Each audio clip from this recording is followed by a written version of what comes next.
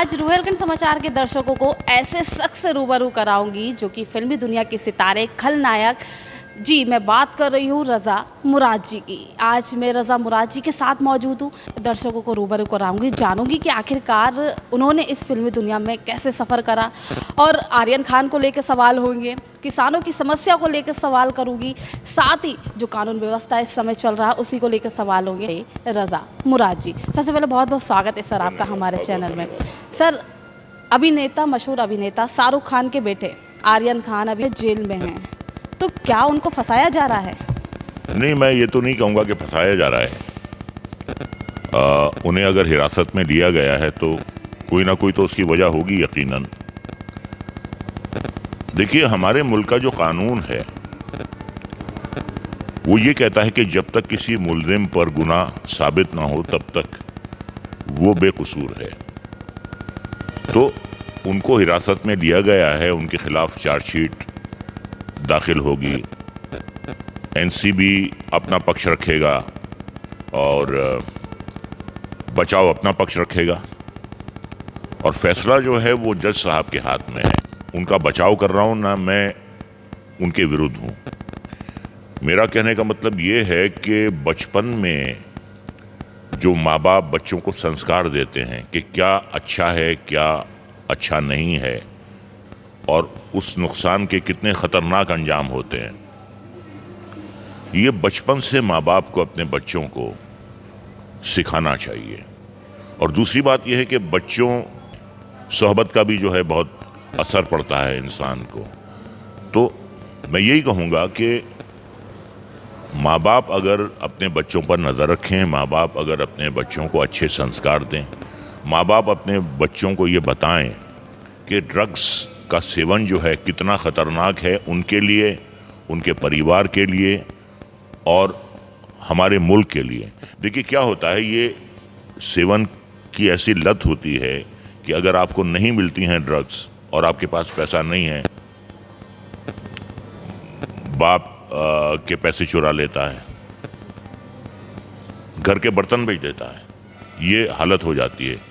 और वहाँ से भी कुछ नहीं होता है तो फिर वो चोरी चकारी करता है इस लत के तहत। तो मैं यही कहता हूँ कि बहुत ख़तरनाक, सबसे ख़तरनाक जो लत है दुनिया में वो ड्रग्स की है।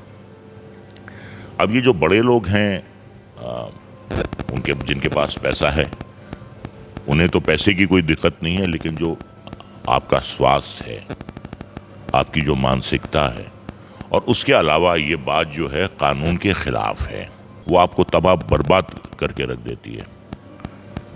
तो जी सर, किसान जो हैं अपनी मांगों को लेकर, उनकी ये जो मांगे हैं उससे आप सहमत हैं?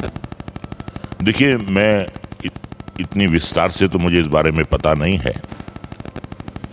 देखिए, ऐसा है कि डेमोक्रेसी है, हर इंसान को प्रोटेस्ट करने का हक है, हर इंसान जो है वो आज़ाद है अपने ख्यालात का इजहार करने में, और प्रोटेस्ट आप कीजिए, लेकिन उस प्रोटेस्ट से आम जनता को नुकसान ना हो, यातायात में कोई बाधा ना पड़े, कोई ऐसा उग्र प्रदर्शन ना हो जिससे कि हिंसा हो, तोड़ फोड़ हो। अब सरकार क्यों नहीं मान रही है, सरकार की क्या मजबूरियां हैं, ऐसी कोई समस्या नहीं है जिसका समाधान नहीं है, जिसका हल नहीं है। इसका भी निकल सकता है। मैं उदाहरण देता हूं कि ईस्ट जर्मनी और वेस्ट जर्मनी दो अलग अलग मुल्क थे और उनके बीच में एक बर्लिन की दीवार थी। अगर वो टूट सकती है, अगर वो मुल्क दोबारा एक हो सकते हैं, तो दुनिया में हर समस्या का कोई ना कोई समाधान है। और सरकार का जो पक्ष है, सरकार इस बारे में अब तक कोई कदम नहीं उठा रही है उनकी मांगों। तो अब सरकार की क्या मजबूरियां हैं उसके बारे में मैं कह नहीं सकता। तो उत्तर प्रदेश की जो कानून व्यवस्था है उसको लेकर क्या कहेंगे आप? मुल्क में ऐसा कोई प्रदेश नहीं है जहां कानून व्यवस्था जो है वो 100% सही हो। कहीं ना कहीं कुछ ना कुछ होता रहता है। और उत्तर प्रदेश का जहाँ तक सवाल है, ये जो लखीमपुर खीरी में हुआ है बहुत ही दुखदायक है कि ऐसा नहीं होना चाहिए था। सवाल यह है कि ऐसा क्यों हुआ। 8 जानें गईं, क्यों गईं, किसने जानें ली हैं, और जिसने भी जानें ली हैं, तो मुझे इस बात का अफसोस है कि जानें गई हैं और सियासी माहौल जो है बहुत गर्मा गया है। तो जो कुछ भी हुआ मैं यही कहूँगा कि दुर्भाग्यपूर्ण हुआ है और प्रशासन को, कानून को अपना काम करना चाहिए और जो भी दोषी हैं उनका दोष साबित करके उनको सजा मिलनी चाहिए। सर, फिल्मी दुनिया की बात करूं तो मैं फिल्मी दुनिया में आपने अधिकतर खलनायक के रोल अदा किए हैं, आपने विलन का ही रोल क्यों चुना? शायद मैं शक्ल से बदमाश लगता हूँ इसलिए विलन के रोल मिलते हैं। मिलते हैं या आपने खुद चुने? नहीं, मैंने तो नहीं चुने।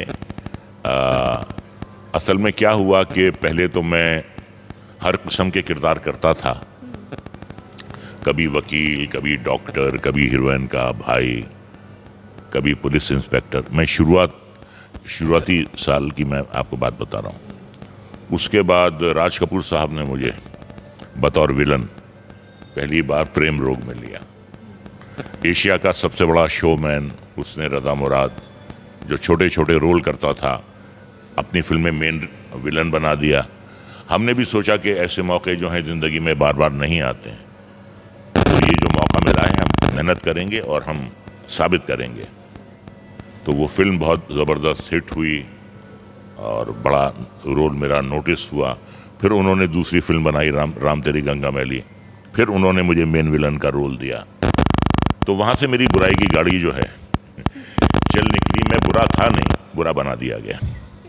अच्छा सर, जैसे कि रियल लाइफ में खलनायक और रियल लाइफ में इतने शांत कैसे? देखिए, ऐसा है, ककड़ी होती है ना, ककड़ी, आप ककड़ी खाने से पहले उसको ऊपर से काटते हैं और उसे घिसते हैं, तो जितनी भी कड़वाहट होती है ककड़ी की वो निकल जाती है।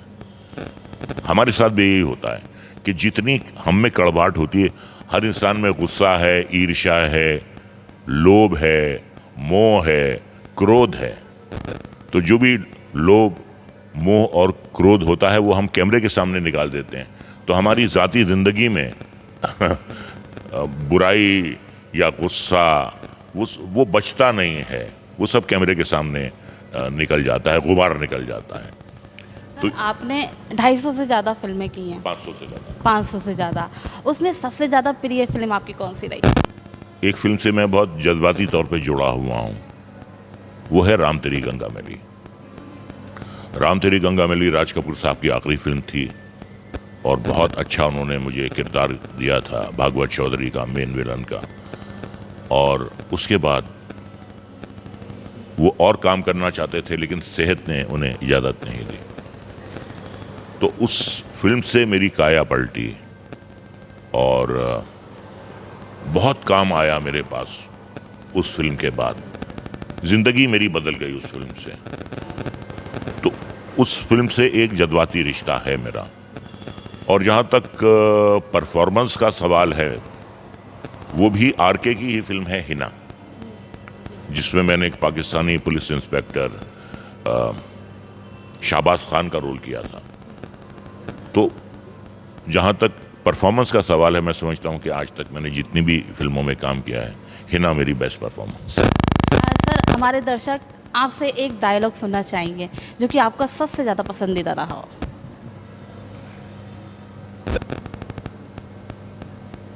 फिल्म थी हमसे ना टकराना, उसमें धर्म जी को मैंने बांधा हुआ है। वो बेहोश हैं, मैं पानी का छपका मारता हूँ, होश में आते हैं तो कहते हैं कि कुत्ते तू मेरा कुछ नहीं कर सकता, मैं शेर हूँ। ना कुत्तों ने कभी शेर का शिकार किया है और ना कर सकते। मैंने कहा कि माना अजीत सिंह के तुम शेर हो और हम कुत्ते, माना अजीत सिंह के तुम शेर हो और हम कुत्ते, लेकिन कभी कभी कुत्तों के भी दिन आते हैं।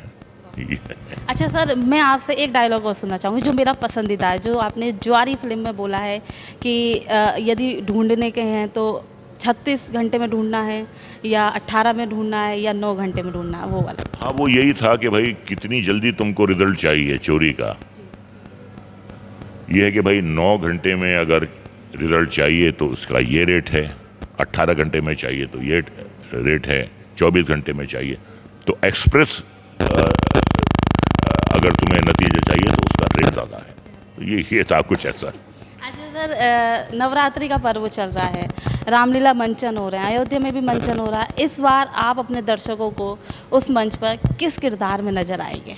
इस बार मैं आपको दिखाई दूंगा कुंभकर्ण के किरदार में। और ये 14 तारीख को मेरी परफॉर्मेंस है, तो कुंभकर्ण बन रहा हूँ।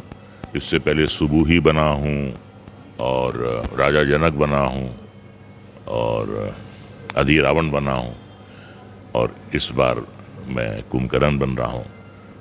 और इसमें जो सबसे अच्छी बात यह है कि ये रामलीला जो है ये अयोध्या जी में खेली जा रही है, उसका एक अलग मज़ा है। रामचंद्र जी की का जन्म स्थान जो है, तो वहाँ कुछ करने का, पिछले साल भी हमने वहीं की थी, इस साल भी हम वहाँ करने का कुछ अलग मज़ा है। ये तो हमारे साथ रज़ा मुराद जी, जिनसे मैंने बातचीत करी और जाना कि आखिरकार उनकी क्या राय है किसानों को लेकर, क्या राय है आर्यन खान को लेकर, तो वही कानून व्यवस्था को लेकर उन्होंने तमाम मेरे सवालों के जवाब दिए। वही इस बार रामलीला में, अयोध्या में जो रामलीला हो रही है उसमें कुंभकर्ण के रोल में रज़ा मुराद जी नज़र आएंगे। वही और साथ ही रज़ा मुराद जी से खास बातचीत रही। मेरे दर्शकों को शायद ही अच्छा लगे रज़ा मुराद जी से जो आज मैंने खास बातचीत करी है। और देखते रहिए मेरे साथ रोहिलखंड समाचार। वीडियो जर्नलिस्ट शाहबुद्दीन के साथ मैं शीतल ठाकुर, रोहिलखंड समाचार, रामपुर।